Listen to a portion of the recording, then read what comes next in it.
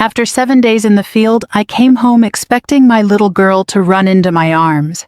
Instead, I found her unconscious on the hardwood floor while my husband watched television. For 1 second, I honestly thought my mind had played a trick on me. The house looked normal. The lamp beside the couch was on. A half-empty glass of iced tea sat on the coffee table. ESPN murmured from the television. Ryan was in his usual spot, one ankle resting over his knee, remote in hand. But Lily was lying near the front door. Her pink sneaker had come off. One small arm was bent beneath her. The stuffed rabbit she carried everywhere was a few feet away, face down beside the hallway rug. Lily. My duffel bag hit the floor. I dropped beside her so hard my knees cracked against the wood. Her face was pale, and her breathing was shallow enough to scare the life out of me. "Baby, open your eyes." She didn't move. I looked at Ryan. What happened? He didn't stand up. He didn't even lower the volume. "She should have listened," he said. I remember staring at him, waiting for the rest of the sentence. There had to be more. A fall, a seizure, some explanation that didn't make my stomach turn cold. "What did you do?" He finally looked over, annoyed, like I had interrupted something important. "Don't start, Emily." She threw a fit. I handled it. I scooped Lily into my arms and reached for my phone. My hands were shaking so badly that I nearly dropped it. The dispatcher asked if she was breathing. I said yes, barely. She told me not to give Lily food or water and to keep her still. Ryan muttered, "This is ridiculous." I didn't answer him. I pressed my cheek against Lily's hair and listened for the sirens. I'm Staff Sergeant Emily Carter. I was 44 years old, then assigned to a logistics unit at Fort Campbell, Kentucky. I had spent the previous week sleeping in a field tent, living on bad coffee, and checking supply manifests under floodlights at 2 in the morning. All week I pictured coming home to Lily. She was 5, missing one front tooth, and obsessed with horses. I had bought her a little stuffed palomino at the PX and tucked it into my bag. That toy was still inside the bag by the door. The ambulance arrived at 5:49 p.m. 2 paramedics came in fast, carrying equipment. One knelt beside Lily, while the other, a broad-shouldered man with gray at his temples, asked me questions. Her name, Lily Carter. Age, 5. Any medical conditions? Number. He glanced toward the couch. Ryan had finally stood up. The paramedic stopped speaking. It wasn't a dramatic pause. It was smaller than that. His eyes narrowed. His mouth tightened. Then he leaned toward me. "Ma'am," he said quietly, "is that your husband?" I looked from him to Ryan. "Yes." The paramedic took a slow breath. "I don't think you know who you're married to." The ambulance doors slammed shut, and I climbed inside beside Lily, refusing to let go of her hand. Ryan didn't come. He simply stood in the driveway with his arms folded, watching the ambulance disappear down Tiny Town Road toward Tenova Healthcare. If any of the neighbors noticed, they never said a word. The ride felt endless. One paramedic monitored Lily, while the other, the man who had whispered to me, sat across from us. His name tag read, Mike Sanders. I wanted to ask what he meant. Instead, I kept staring at Lily's tiny fingers wrapped around mine. She looked so small on that stretcher. Her blonde hair was tangled, and there was a faint bruise near her left temple that I somehow hadn't noticed inside the house. My stomach twisted. How had I missed this? Mike caught me looking. "She's stable," he said gently. "Let's get her checked out first." I nodded. It was the only thing holding me together. While doctors examined Lily in the emergency room, I sat alone with a paper cup of stale coffee that had already gone cold. The waiting room television played the local evening news. No one was really watching it. A little boy was building a tower with plastic blocks near the reception desk. An elderly couple quietly shared a vending machine sandwich. Life kept moving. Mine had stopped. As I waited, memories kept coming back. Not bad memories. Good ones. The kind that make betrayal hurt even more. I met Ryan 12 years earlier at a 4th of July picnic in Clarksville. I had just returned from a deployment overseas. He worked for a regional home security company and volunteered with Habitat for Humanity on weekends. Everyone seemed to know him. "That's Ryan," my friend Melissa had said. "One of the nicest guys you'll ever meet." She wasn't alone. People loved him. The cashier at Kroger knew his name. The pastor at church praised him for organizing food drives. Neighbors borrowed his tools. Older ladies hugged him after Sunday service. He had that easy smile that made people trust him before he'd spoken more than 3 words. I trusted him too, especially because Army life wasn't easy. Training, deployments, missed birthdays, long nights. Ryan seemed steady, safe, exactly the kind of man I believed Lily deserved. When we married, he stepped naturally into the role of husband. Then later, father. At first, he was wonderful with Lily. He built blanket forts in the living room, taught her to ride a tiny pink bicycle in the cul-de-sac, read Goodnight Moon until she memorized every page. Looking back now, I sometimes wonder if those memories were real, or if I simply wanted them to be. The changes came so slowly I barely noticed them. Ryan didn't like me having dinner with women from my unit. They don't respect family, he'd say. He preferred knowing exactly where I was, even when I wasn't on duty. He'd ask innocent questions. What time did you leave? Who was there? Why didn't you answer your phone? At first it sounded like concern. Then it became routine. If I stopped for gas on the way home, he'd ask why it took so long. If I bought something from Target, he'd ask to see the receipt. If I laughed at a text message, he'd want to know who sent it. I kept telling myself marriage required communication, compromise, understanding. Besides, Army families all carried extra stress. Didn't they? When I mentioned it once to Melissa, she shrugged. Some men are just protective. That word stayed with me. Protective. It sounded so much better than controlling. A nurse touched my shoulder. Mrs. Carter. I stood so quickly my coffee spilled onto the floor. Your daughter is awake. I nearly cried with relief. As I followed the nurse down the hallway, I noticed Mike Sanders standing outside Lily's room. He wasn't looking at me. He was looking through the glass toward Ryan, who had finally arrived. His expression wasn't angry. It was something much worse, recognition. And whatever he remembered had drained every bit of color from his face. Lily smiled when I walked into her hospital room, but it wasn't the smile I knew. It was cautious, like she was trying to figure out whether it was safe. That thought hit me harder than anything the doctors had said. She reached for my hand. Mommy, I'm here, sweetheart. She squeezed my fingers with surprising strength, then glanced toward the hallway. Is Daddy here? I looked at the door. He's outside. Her little body stiffened. Can he stay outside? The room suddenly felt smaller. I pulled my chair closer to her bed. Of course he can. Only then did she finally relax against the pillow. The emergency physician explained that Lily had suffered a concussion. Thankfully, there was no bleeding in her brain, but they wanted to keep her overnight for observation. What happened? He asked gently. Before I could answer, Ryan stepped into the room. She was throwing a tantrum, he said. She tripped and hit her head. Kids fall all the time. The doctor nodded politely but kept writing. He wasn't convinced. Neither was I. Not anymore. That night, after Lily finally fell asleep, I sat alone in the family waiting area. Hospitals after midnight have a strange kind of silence.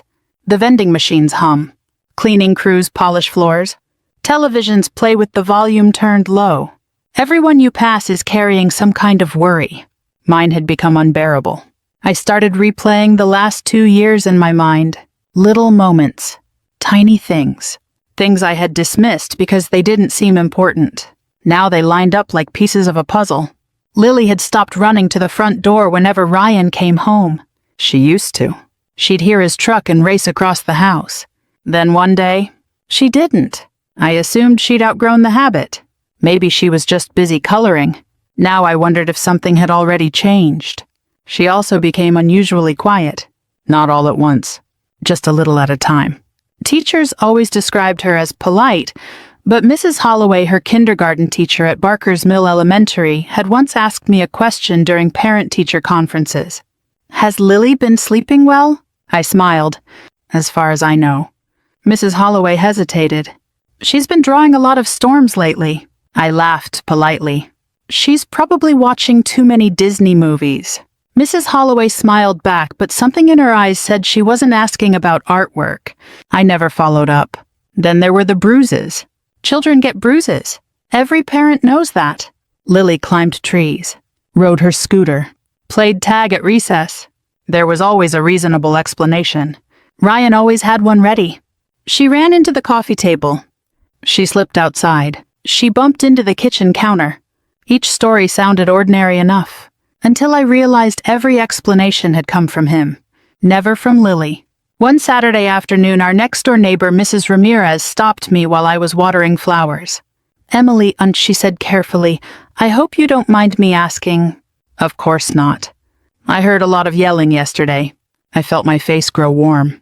"Oh, Ryan was trying to get Lily to clean her room." Mrs. Ramirez nodded slowly. "I just wanted to make sure everything was okay." "It is," I answered too quickly. She gave me a kind smile. "If you ever need anything." I thanked her and changed the subject. Looking back, she wasn't being nosy. She was giving me an opening. I closed it. The hardest memory came just before my last field exercise. I was packing my gear while Lily sat on my bed hugging her stuffed rabbit. "When are you coming home?" "Next Friday." She lowered her eyes. "I wish you didn't have to go." "I know, baby." She looked toward the bedroom door to make sure Ryan wasn't nearby. Then she whispered something I barely heard. "I'll be extra good." At the time, I kissed her forehead and smiled. "I know you will." Now those 4 words echoed through my head. Not because they were sweet, because they sounded like a child trying to survive. As tears filled my eyes, I finally admitted something I had fought against for years. The warning signs hadn't appeared overnight. They had been there all along. I was the one who hadn't been ready to see them. I barely slept that night. Every time I closed my eyes, I saw Lily lying on the hardwood floor. Every time I opened them, I heard Ryan's voice. She should have listened. Around 6 the next morning, a nurse quietly checked Lily's vital signs. My daughter was still asleep, one arm wrapped around the stuffed rabbit a volunteer from pediatrics had given her the night before. The bruise on her forehead looked darker in the morning light. I stepped into the hallway to stretch my legs. That's where I saw him. Mike Sanders. He was leaning against the nurse's station with a styrofoam cup of coffee talking to another EMT. When he noticed me, he excused himself and walked over. "You holding up?" he asked. "I've had better mornings." He gave a sympathetic nod. "I imagine you have." For a few seconds, neither of us spoke. Finally, I asked the question that had been keeping me awake. "What did you mean last night?" Mike looked down the hallway before answering. "Would you mind walking with me?" We stopped near a window overlooking the parking lot. The morning sun was climbing over Clarksville, catching the tops of the trees beyond the hospital. Mike took a slow breath. "I've been doing this job almost 24 years. "I appreciate that," I said. "But you scared me." "I know." "So tell me." He hesitated. "I'm not a police officer, Emily. I can't accuse someone of a crime without evidence." "But I can tell you why I recognized him." My heart started pounding. About 8 years ago, he said, I responded to a domestic violence call on the other side of Montgomery County. I stayed silent. There was a woman, maybe early 30s, single mother. We found her with a broken wrist and a concussion. What does that have to do with Ryan? Mike looked me straight in the eye. He was standing in that living room. A chill ran through me. He told deputies she'd fallen down the stairs. What happened? The deputies couldn't prove otherwise. I swallowed. The woman wouldn't testify. Why not? Mike shrugged. Fear, financial dependence. Maybe she thought he'd change. He stared out the window for a moment. There was a little girl there, too. My stomach tightened. About Lily's age. I didn't say anything. I remember that child because she wouldn't let go of her mother's shirt. He rubbed the back of his neck. I've seen thousands of patients over the years. Faces blur together. But some scenes stay with you. I whispered, You're saying Ryan was involved? I'm saying I never forgot his face. My knees suddenly felt weak. Mike noticed and guided me toward a nearby bench. You okay? I don't know. He sat beside me. I debated all night whether I should even tell you this. Why? Because memory isn't evidence. He wasn't wrong. Recognition wasn't proof. People resembled other people all the time. Maybe Mike had made a mistake. Maybe. I wanted to believe that. Then another thought hit me. Did he have a wife before me? I don't know. Children? I don't know. You never learned his name? We did. Mike paused. But the last name wasn't Carter. I stared at him. He used a different last name. Mike nodded slowly. That's what bothered me after I saw him yesterday. He reached into his wallet and pulled out an old folded business card. On the back was a faded case number written in blue ink. I wrote it down years ago because something about that call never sat right with me. He handed me the card. I kept telling myself I'd throw it away. Instead, he'd carried it for nearly a decade. I turned the card over in my hands. The ink had faded, but the numbers were still readable. "If I were you," Mike said quietly, "I'd ask for the police report." I looked up. "You think there's more?" "I think," he answered carefully, "you deserve to know everything about the man you brought into your daughter's life." Back in Lily's room, Ryan was sitting beside her bed, smiling as if nothing had happened. When he saw me, he stood and kissed the top of Lily's head. Then he smiled at me. The same easy smile that had fooled our neighbors, our church, even me. For the first time in 12 years, it looked completely unfamiliar. Lily came home 2 days later. The doctor said she would recover physically, but she needed quiet, plenty of rest, and someone she felt safe with. That last part stayed with me. Someone she felt safe with. It wasn't Ryan. The moment we walked through the front door, Lily wrapped both arms around my waist. "Can you stay home tomorrow?" "I already called my first sergeant," I told her. "I'm taking leave." She nodded with relief. Ryan stood in the kitchen pretending to unload groceries, but I could feel him listening. "You don't have to make such a big deal out of this," he said without turning around. "The doctor already explained everything." I looked at him. So did the paramedics. He finally faced me. For the first time in years, I didn't see confidence in his eyes. I saw him measuring me, trying to decide how much I knew. That night after Lily had fallen asleep beside me, I sat at the dining room table with Mike's business card. The faded case number was still there. I picked up my laptop.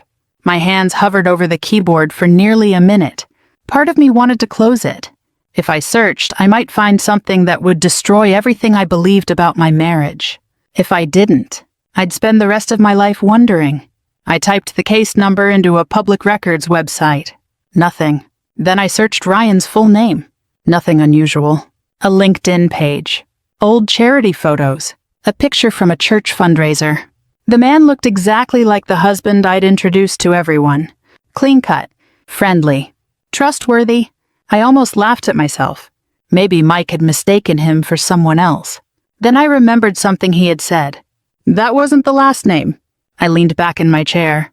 Different last name. I opened another search. This time I searched Ryan's birth date instead. Several results appeared. Most were ordinary. One caught my attention. A property record from Nashville dated almost 9 years earlier. The owner's first name matched Ryan's. The birthday matched too. But the last name wasn't Carter. It was Holloway.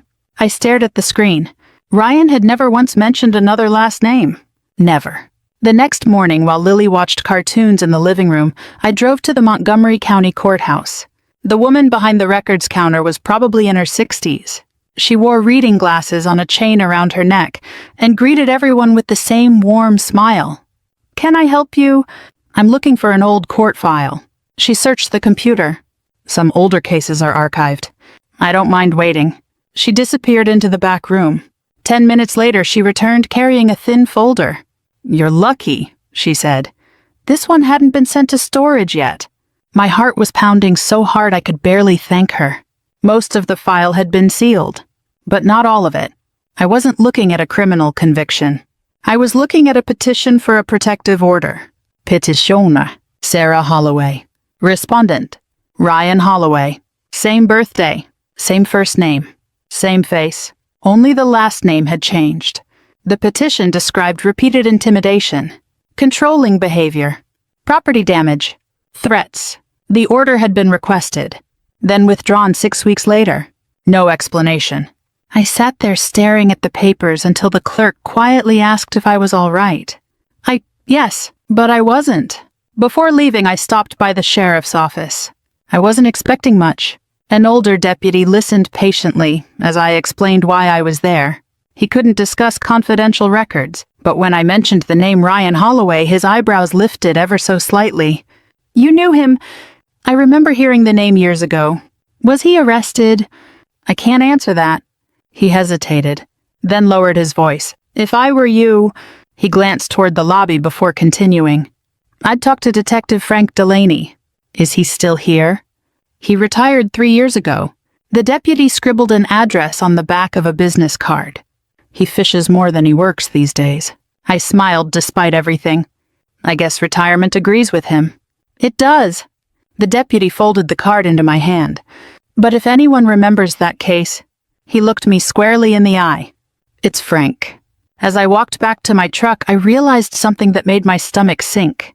For 12 years, I'd believed I was learning more about my husband. In reality, I'd only been learning the version of him he wanted the world to see.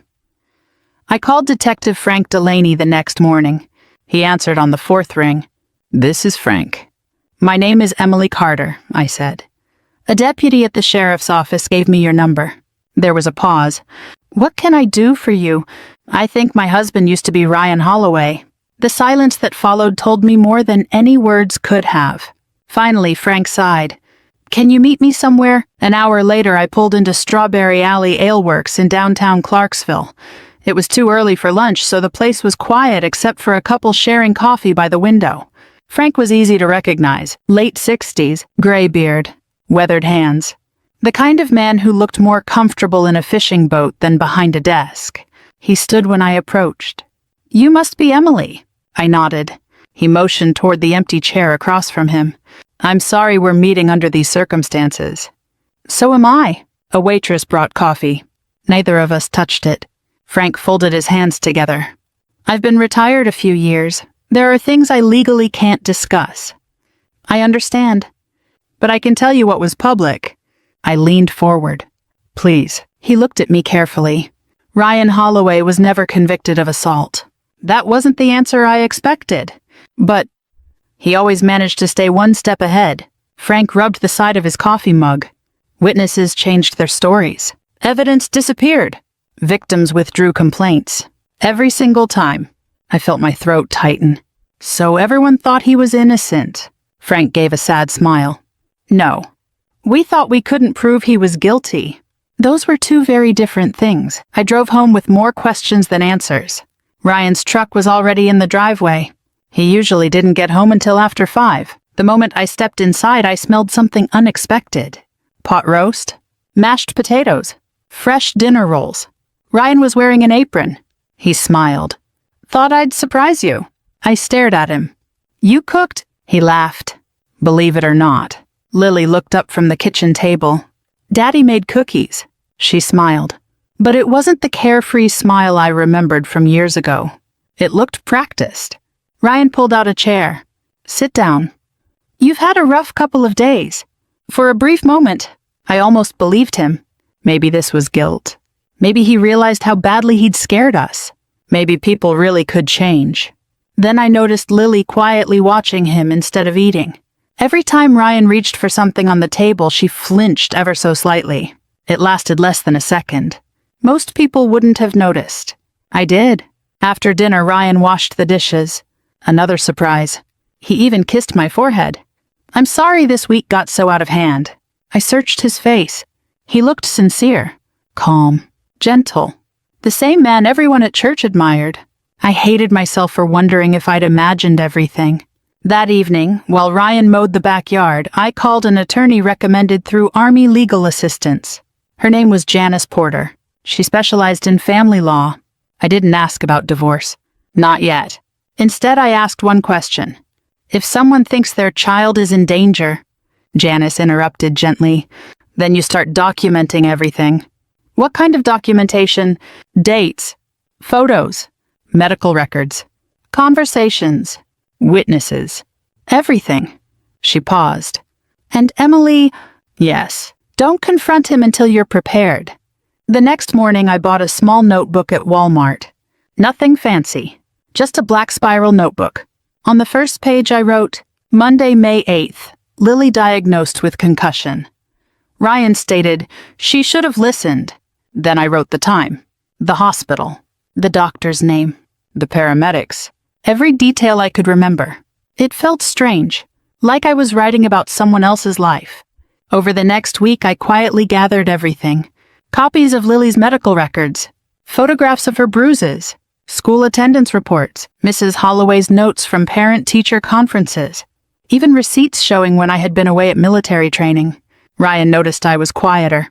"You okay?" he asked one evening. "Just tired."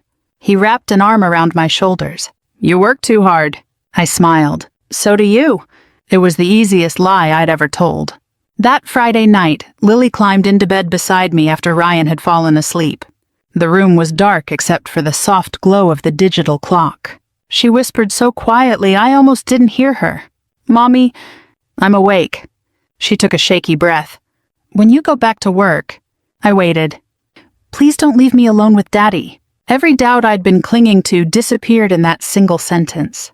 This wasn't about an old police report anymore. This was about my daughter asking me to protect her. And this time, I wasn't going to fail her. The morning after Lily whispered those words, I sat alone on the back porch with a cup of coffee that had gone cold. The sun was just coming up over our backyard in Clarksville. Ryan was still asleep. Lily was curled up beside me under a blanket, watching a pair of robins hopping across the fence. She hadn't said another word about her father. She didn't have to. Children don't invent fear like that. They live it. I finally admitted something I'd been avoiding. Keeping notes wasn't enough anymore. If I wanted to protect Lily, I needed proof no one could explain away. On Monday, I called an old friend from Fort Campbell, Sergeant First Class Ben Morales. We'd worked together for nearly 8 years in logistics. Ben had become one of the installation's information technology specialists after changing career fields. He'd always been the calmest guy in the room. I trusted him. We met for lunch at a little diner outside Gate 4. After listening without interrupting, Ben set his fork down. "So you think he's careful?" "I know he is. He never loses control in public." "No, and he probably knows exactly where the blind spots are." I nodded. Ben thought for a moment. "I'm not telling you to spy on your husband." "I know. But if something happens inside your own home..." He leaned closer. "Kentucky law is a lot different than people think." He explained what I could legally record inside my own house, and suggested I speak with my attorney before doing anything. That afternoon, Janice Porter confirmed everything. "As long as you're acting within the law," she said, "protecting your child comes first." 2 days later, I bought 2 small indoor security cameras from Best Buy. Nothing fancy. Just enough to monitor the living room and the hallway near the front door. I installed them while Ryan was at work. One sat inside a bookshelf behind family photos. The other blended into a corner shelf beside the staircase. Unless someone knew exactly where to look, they were almost impossible to notice. Every recording automatically uploaded to secure cloud storage, or so I thought. For several days, nothing happened. Ryan smiled. Cooked dinner twice. Helped Lily with her alphabet workbook. Even folded laundry. If someone had walked into our house, they would have thought we were the happiest family on the street.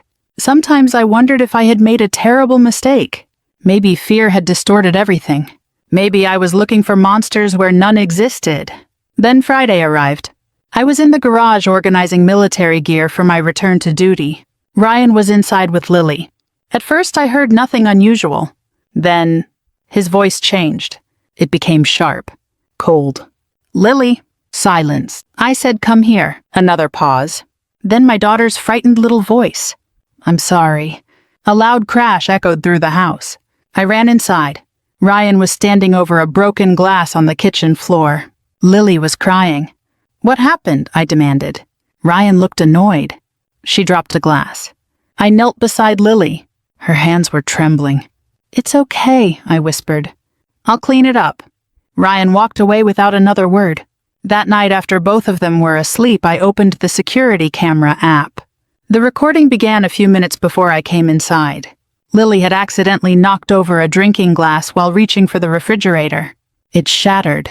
She froze. Ryan walked into the kitchen, not yelling. Not at first. He stepped close enough that she backed herself against the counter. He pointed his finger inches from her face. "You embarrass me every single day." Lily started crying. He grabbed her arm. Hard. Hard enough that she cried out. Then he shoved a chair backward with such force it slammed into the wall. The crash was what I'd heard from the garage. I watched the entire clip without breathing. When it ended, I saved 3 copies. One on my laptop, one on an encrypted flash drive, one in cloud storage. For the first time, I had proof.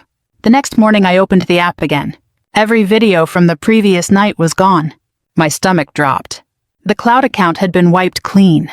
Every recording, every backup, gone.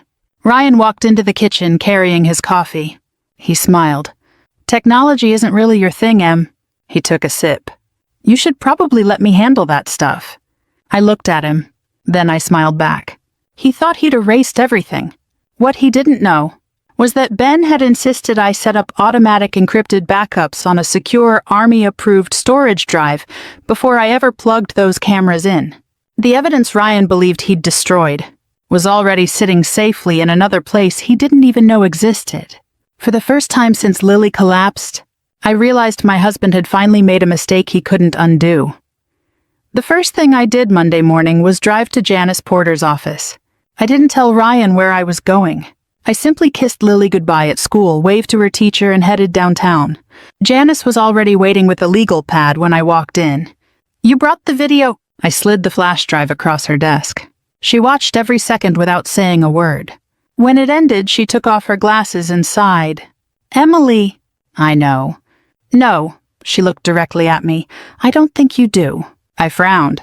"This changes everything." She explained that the video alone wasn't enough to guarantee Ryan would be convicted of a crime, but it was powerful evidence in a custody case. Combined with Lily's hospital records, photographs, and witness testimony, it painted a very different picture from the one Ryan wanted everyone to believe. "We're not trying to destroy him," Janice said. "We're trying to protect your daughter." There was a difference, one I needed to remember. Over the next 2 weeks, my life became a balancing act. By day, I smiled through normal routines. I packed Lily's lunch, folded laundry, went to physical therapy on post for an old knee injury, picked up groceries at Publix. At home, I watched. I listened. I documented. Ryan had no idea. If anything, he seemed more relaxed than ever. He believed deleting those videos had scared me into giving up. Instead, it made me more careful. Ben helped me organize every file into separate folders. Medical records, school records, photographs, video evidence, written notes, phone logs. Every document was dated and backed up twice. If this ever ends up in court, Ben said, nobody can accuse you of making things up. He smiled. I've seen Army supply records with less documentation than this. For the first time in days, I laughed. So you're saying my paperwork is finally impressive? It's terrifying. We both laughed. The moment lasted maybe 15 seconds. It felt good to remember what normal sounded like. Mike Sanders also stayed in touch. Not often, just enough. One afternoon he called. I found something. What? I tracked down the deputy who responded to that old domestic call. My pulse quickened. He retired last year. Does he remember Ryan? He remembers the little girl. I closed my eyes. The child. He said she kept asking if her mom was going to die. The words settled over me like cold rain. Mike continued. He also remembers thinking that guy would hurt someone again. I looked out my kitchen window. Ryan was teaching Lily how to throw a baseball. Anyone driving past would see a father spending time with his daughter. Only Lily's stiff shoulders told a different story. A few days later, Child Protective Services contacted me. Not because I had filed a complaint. Because the hospital had. The concussion automatically triggered a review. The caseworker, Denise Walker, visited our home on a Thursday afternoon. Ryan welcomed her with sweet tea and homemade brownies. He joked about Army life, asked about her drive, complimented her Tennessee Volunteers keychain. Denise smiled politely. Then she asked to speak with Lily alone. Ryan immediately answered. She gets nervous around strangers. Denise looked at him calmly. I'll only need a few minutes. His smile faded just enough for me to notice. That tiny crack in his mask gave me hope. The following Sunday, Ryan announced an idea over breakfast. We haven't had everybody over in months. I looked up from my coffee. What do you mean? A barbecue. He grinned. My parents. Your brother. The neighbors. People from church. We could use a little normal around here. Inside, my heart started racing. Outside, I smiled. That sounds nice. He reached across the table and squeezed my hand. I knew you'd come around. He thought the worst was behind us. He thought his reputation was untouchable.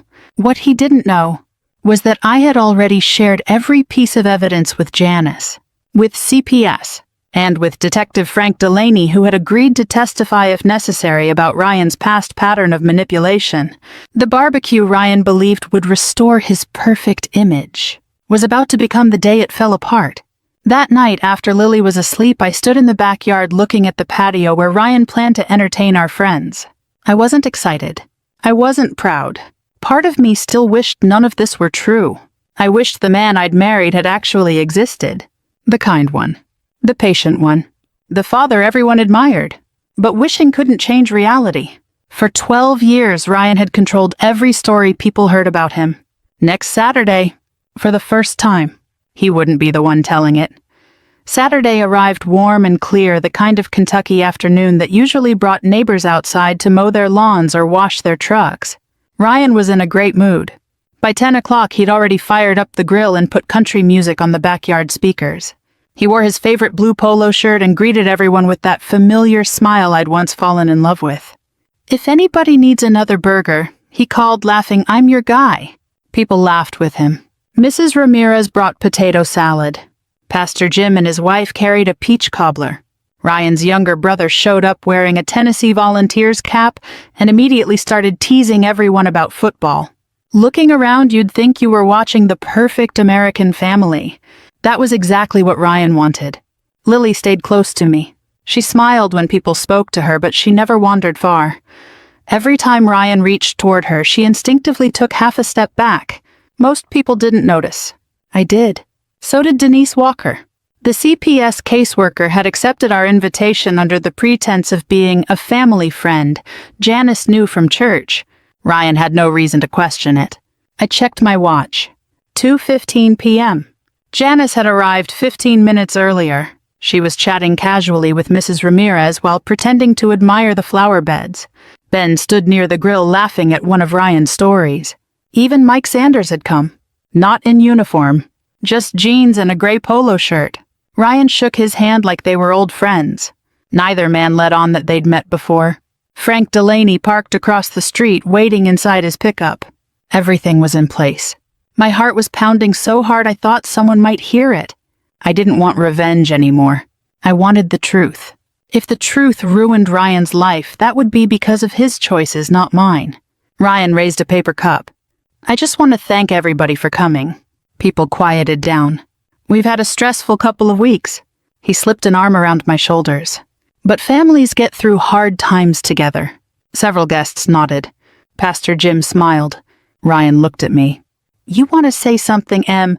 I looked around the backyard, at our friends, our neighbors, the people who had trusted Ryan for years. Then I slowly stepped away from him. "I do."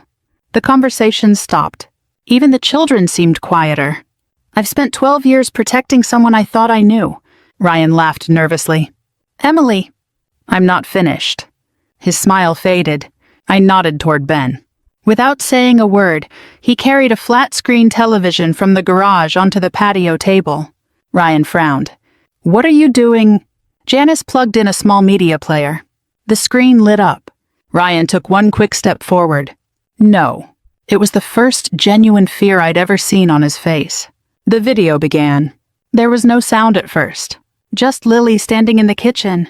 She accidentally knocked over a drinking glass. It shattered. Several guests smiled politely. Children break glasses. Then Ryan walked into frame. The backyard became completely silent. Everyone watched him point a finger inches from Lily's face. Watched him grab her arm. Watched her recoil. Watched the chair slam into the wall.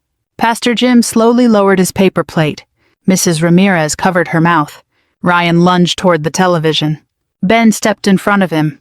I wouldn't. Ryan shoved him. Ben barely moved. Years in the army had taught Ben how to stand his ground. Ryan looked around wildly. "This isn't what it looks like." No one answered. Then Mike Sanders spoke. Quietly. "I've seen this before." Every head turned toward him. I recognized him the day Lily came into the emergency room.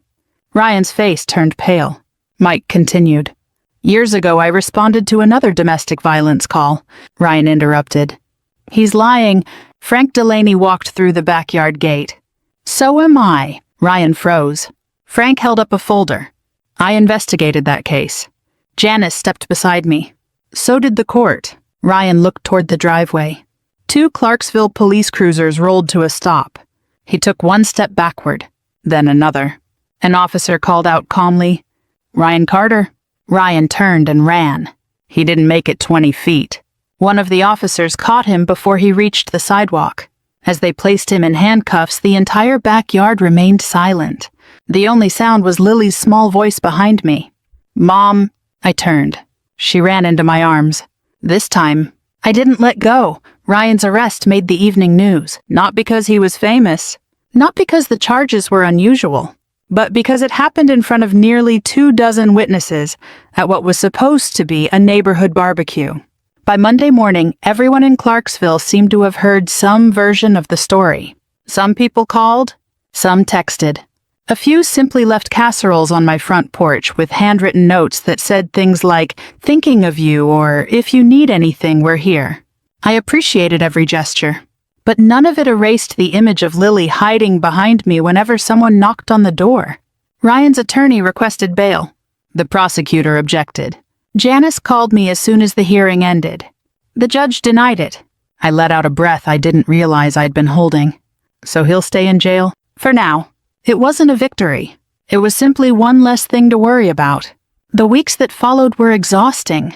There were interviews with detectives, meetings with the district attorney, conversations with Child Protective Services, more paperwork than I had filled out during some Army inspections. Every question forced me to relive something I'd rather forget. When had the controlling behavior begin? Did Ryan ever threaten me? Why hadn't I reported it sooner? Each answer came with its own weight. The hardest question wasn't asked by a lawyer. It came from me. Every night. How did I not see it? Lily started seeing a child psychologist named Dr. Melissa Green. Her office didn't look like a doctor's office. It looked like a playroom. Shelves filled with stuffed animals, puzzles, crayons, a tiny table with 2 little chairs. After the 3rd session, Dr. Green asked if we could talk privately. "Lily is making progress." I smiled for the first time that day. "That's good." "It is." She hesitated. "But she's carrying something very common among children who've lived in fearful homes." "Guilt." My heart sank.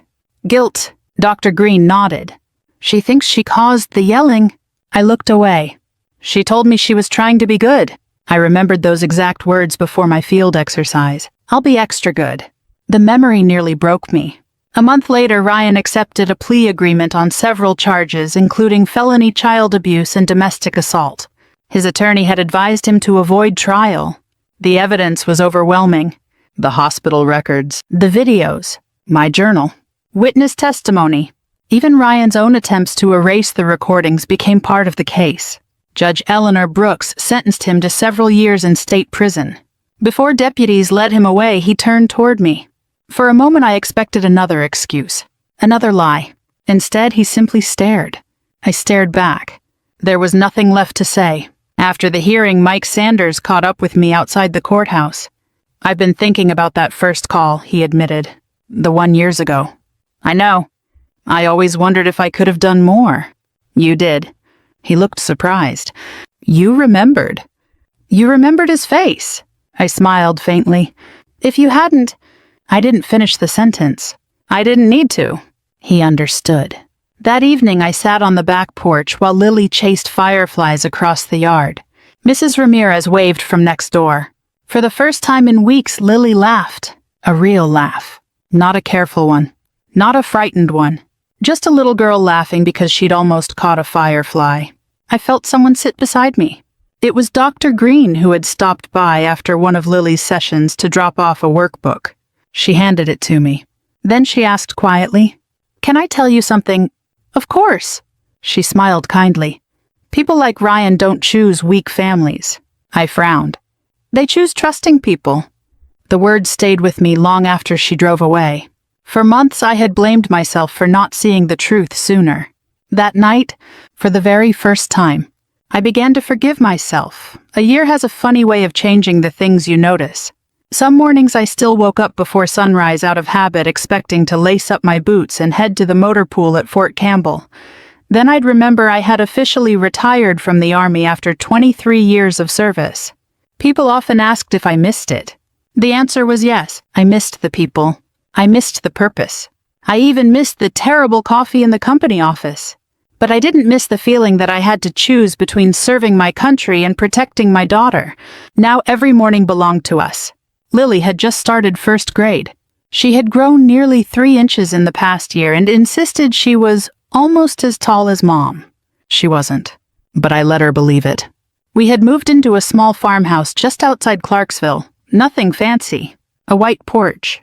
A red barn that needed painting. 2 rocking chairs. Mrs. Ramirez joked that I'd traded camouflage for tomato plants. She wasn't wrong. My biggest weekend project had become keeping squirrels out of the garden instead of checking supply inventories. It was a life I never imagined wanting. Now I couldn't imagine wanting anything else. Lily changed too. The nightmares came less often. She smiled more. Her teacher sent home notes about how much she loved reading aloud in class. One afternoon I picked her up from school. The bell rang. Children poured out the front doors carrying oversized backpacks and construction paper art projects. Then I saw her. She spotted me before I spotted her. Mom. She ran across the sidewalk as fast as those little legs could carry her. She threw both arms around my waist. I held her close, breathing in the scent of crayons and shampoo. A year earlier, I'd come home expecting that hug and found something that nearly destroyed us both. Now, there it was. Not because life had become perfect, but because she finally felt safe enough to run towards someone instead of away. Every now and then, people still recognized me at the grocery store. Some remembered the news coverage. Others had heard about the trial through friends. They usually asked the same question. Do you ever regret exposing him? I always answered the same way. No. Then I'd add something they didn't expect. I regret not asking harder questions years earlier. Regret and guilt aren't the same thing. It took me a long time to understand that.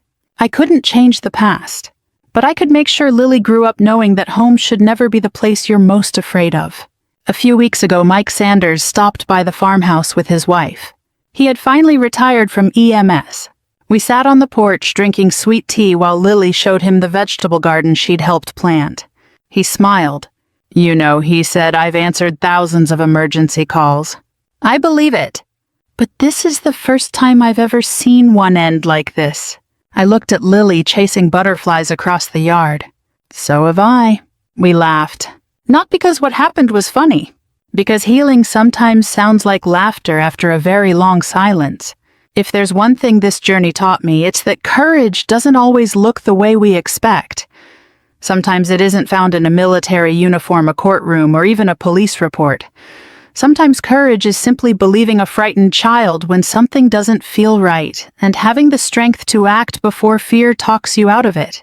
Thank you for spending this time with me and listening to my story. If it meant something to you, I'd love to know where you're listening from, or whether you've ever witnessed quiet courage in your own life. Until next time, take care of yourself and the people who trust you most. The end.